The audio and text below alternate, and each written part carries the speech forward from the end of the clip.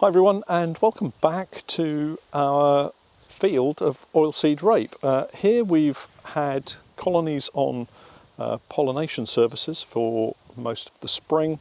The oilseed rape, as you can probably see behind me, is now gone over, and we're now taking the honey off and extracting and looking to move the bees back to their home apiaries. While we've been over here, we've had various colonies try to swarm, and in fact a couple of weeks ago one colony did actually swarm, and we'd like to just show you how those guys are doing. And they are in a Polystyrene Langstroth hive, and I'm delighted that Polystyrene have agreed to sponsor our series of videos this year through the summer using their equipment. This particular swarm was collected and shaken straight into a Polystyrene hive. If you'd like to see that collection, I did shoot a short mobile phone video, and that's on our Patreon page. I'll put all the links, all the usual links, in the description below if you'd like to go and have a look at those.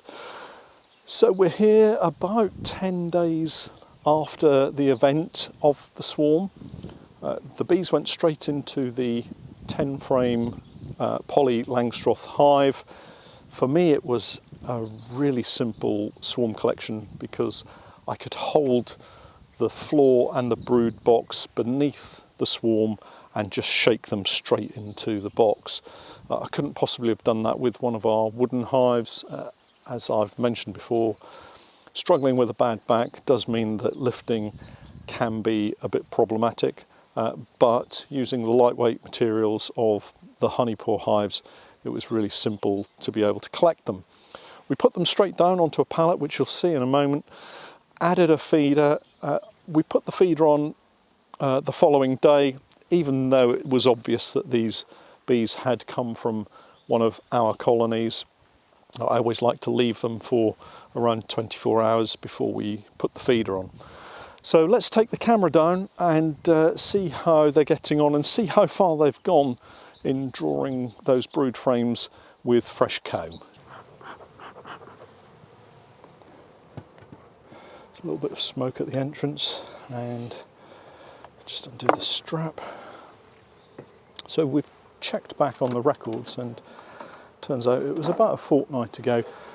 They've taken all of the syrup that they can get to, which is great, and we'll just have a look to see how they're doing. And wow, as expected really, they've, in 2 weeks, they've drawn pretty much all of these frames, which is really fantastic.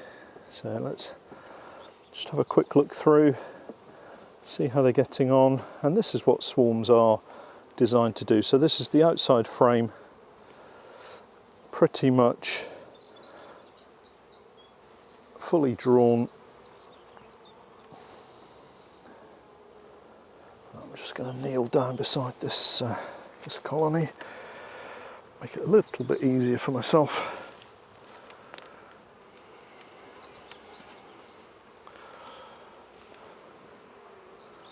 And so they're storing a lot of the syrup in these outside frames, and I think what we might do is actually get them on another brood box and get them to draw that. The queen has laid eggs in this central area on one side of this frame, so the side closest to me,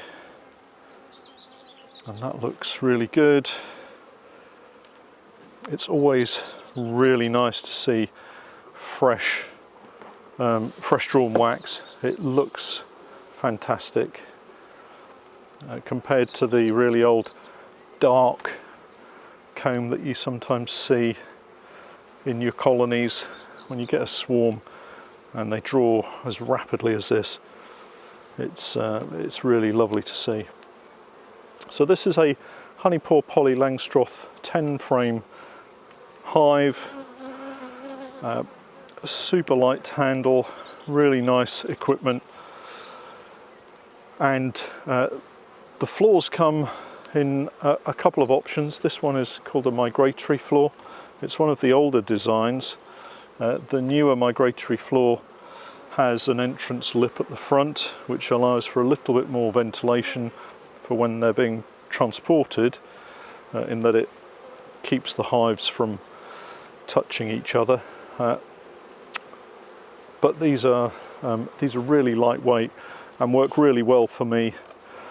And I've always used commercial and national hives.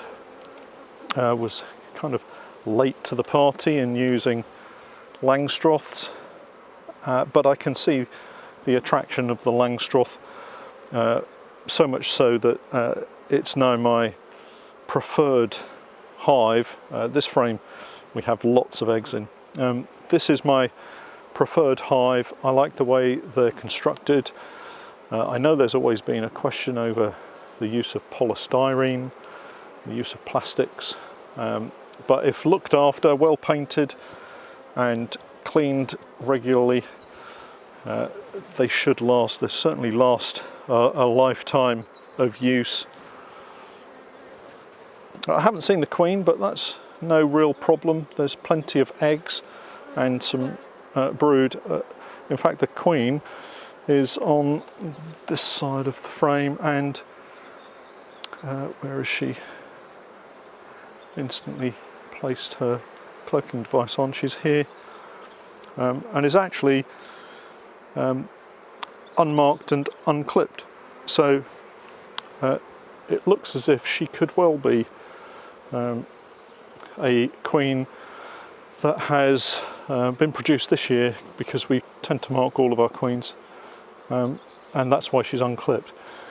So if she's on, one tip for any of the beginners out there, one tip is if she's on the edge of the frame, if you put the frame back and keep the opposing side, so the side I've got my hive tool in my hand, keep that close to the sidewall. It allows for a little bit extra space down the side here, so you don't end up crushing the queen against the side wall of the hive. We'll look to mark her and potentially clip if we see queen cells, but at the moment we'll just end up marking her with a blue dot for this year.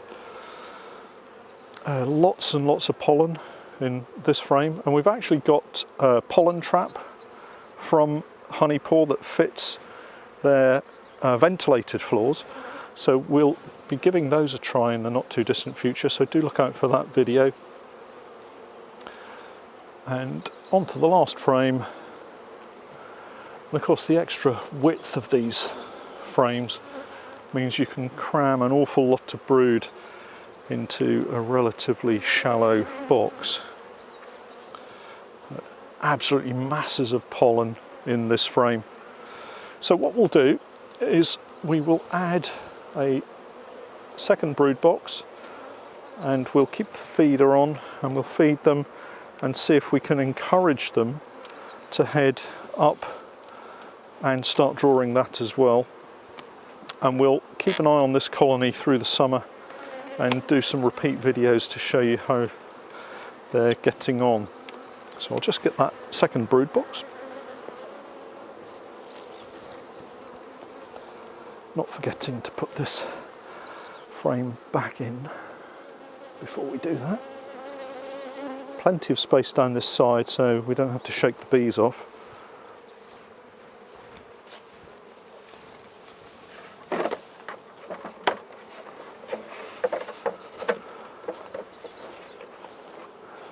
And popping the brood box on at an angle so that when you slide it into position, it gently cajoles the bees off the top face, and you end up not squashing quite as many as you would if you just put it straight down square. So now we've got that in place, we can get the feeder back on. Nice large capacity feeder, and we can fill this up with our Appy Mix syrup. If you're in the UK, you can get the Appy Mix syrup from Modern Beekeeping. if you give them a call. I think this is a really good syrup. Whoops, a really good syrup. The bees take it down really quickly, and they seem to really do well on it.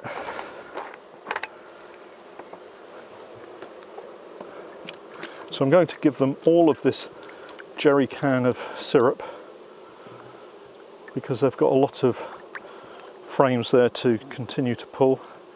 Nicely tempered bees, which is good.